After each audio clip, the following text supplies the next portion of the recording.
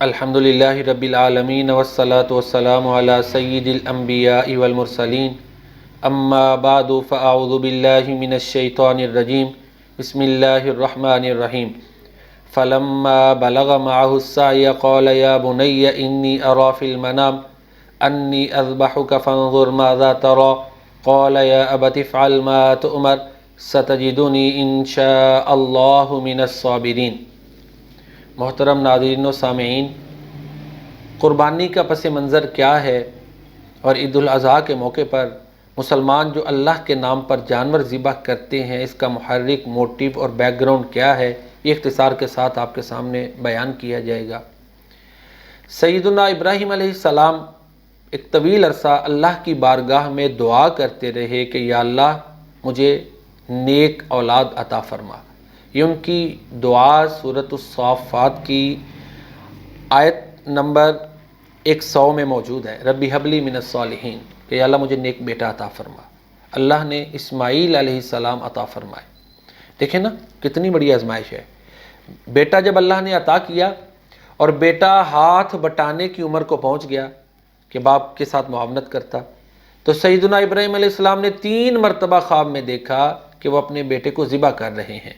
خواب کیا تھا اور اس کے بعد پھر انہوں نے اپنے بیٹے کے ساتھ جو مکالمہ کیا وہ اللہ نے قرآن بنا دیا۔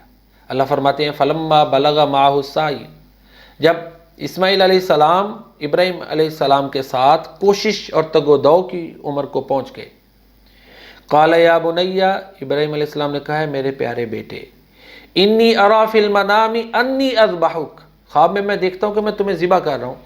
دیکھیں قرآن کے الفاظ کا جو انتخاب ہے نا وہ بڑا معجزانہ ہے، اس کی بلاغت دیکھیں۔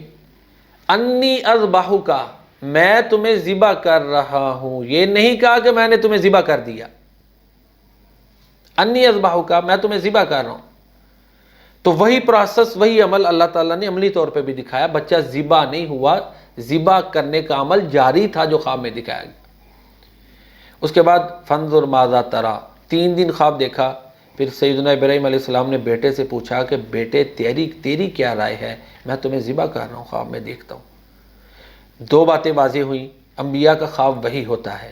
ایک بات تو یہ ہے، دوسری بات یہ ہے کہ والدین کو اپنی مرضی اولاد پر ٹھونسنی نہیں چاہیے، ان کے ساتھ کنسلٹیشن کرنی چاہیے، مشاورت کرنی چاہیے، اولاد کی رائے لینی چاہیے۔ فانظر ماذا تری، بیٹے تیری کیا رائے ہے؟ سیدنا اسماعیل علیہ السلام فرماتے ہیں قال یا ابت افعل ما تؤمر، ابا جان جو آپ کو حکم کیا جاتا ہے وہ کر گزریں۔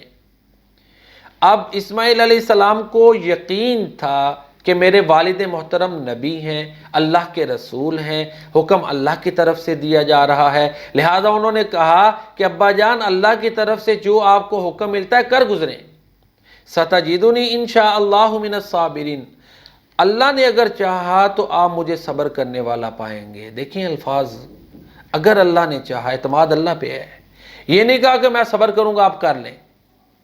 ہیں کتنے پیارے یہ نا، قرآن نے ان الفاظ کو، اس ڈائلاگ کو، اس مکالمہ کو قرآن بنایا۔ اب باپ بیٹا دونوں ہی تیار ہو گئے، بیٹا ذبح ہونے کے لیے، باپ ذبح کرنے کے لیے۔ اقبال نے یہاں پہ کہا ہے نا، یہ فیضان نظر تھا یا کہ مکتب کی کرامت تھی، سکھائے کس نے اسماعیل کو آداب فرزندی، گزر اوقات کر لیتا ہے یہ کوہ بیاباں میں، کہ شہی کے لیے ذلت ہے کار آشیاں بندی۔ تیرے آزاد بندوں کی نہ یہ دنیا نہ وہ دنیا، یہاں مرنے کی پابندی وہاں جینے کی پابندی۔ اقبال کی ایک رائے ہے، جیسا اللہ فیصلہ کرے وہ بہتر ہے۔ تو بہرحال حضرت اسماعیل علیہ السلام ذبح ہونے کے لیے تیار ہو گئے، باپ ذبح کرنے کے لیے تیار ہوا۔ سورج کی آنکھ نے ایسا حیران کن واقعہ آج تک نہیں دیکھا ہوگا۔ مکہ مکرمہ کے صحرا میں یہ محیر العقول واقعہ اور منظر اس صحرا نے نہیں دیکھا ہوگا۔ بوڑھا باپ ہے، بڑھاپے کا سہارا ہے، بیٹا دعائیں مانگ مانگ کے لیا ہے، اب وہی باپ اس کو ذبح کرنے کے لیے تیار ہے۔ فلما اسلم وَتَلَّهُ لِلْجَبِينِ۔ اللہ فرماتے ہیں جب دونوں فرمانبردار بن گئے باپ بیٹا، اور باپ نے بیٹے کو لٹا لیا ذبح کرنے کے لیے، تو وہ ذبح ہونے کے لیے تیار ہو گئے، ذبح کیا نہیں۔ آگے قرآن نے اس کی تفصیل نہیں بیان کی، بس آگے پھر اللہ فرماتے ہیں وَنَادَيْنَاهُ أَن يَا إِبْرَاهِيمُ، ہم نے پکار دیا ہے ابراہیم۔ اللہ کہتے ہیں ہم نے پکارا، یہ چھوٹا اعزاز ہے کیا؟ قد صدقت الرؤیا انا كذلك نجزي المحسنین، بے شک تو نے خواب کو سچا کر دکھایا، اسی طرح ہم احسان کرنے والوں کو بدلہ دیتے ہیں۔ بیٹا ذبح نہیں ہوا لیکن عمل ایسے ہی قبول ہوا جیسے ذبح کر دیا گیا ہے۔ ان ھذا لہو البلاء المبین، اللہ فرماتے ہیں یہ بہت بڑی آزمائش تھی۔ وفدیناہ بذبح عظیم، ہم نے بیٹے کے بدلے میں جانور دے دیا۔ یہاں سے پتہ چلا کہ انسان کو بلی چڑھانا جائز نہیں ہے، یہ جو بعض مذاہب میں ابھی بھی ہے، یہ حلال جانور دیا۔ اور پھر اللہ تعالیٰ نے وہ قدردانی کی کہ وَتَرَكْنَا عَلَيْهِ فِي الْآخِرِينَ، یہ طریقہ پچھلوں میں زندہ کر دیا۔ قیامت تلک لوگ عید الاضحیٰ کے موقع پہ قربانی کرتے ہیں تو ساتھ ابراہیم علیہ السلام کی یہ جو قربانی ہے وہ بھی انہیں یاد آتی ہے۔ سلام علی ابراہیم، اللہ کہتے ہیں ابراہیم علیہ السلام پہ سلام ہو۔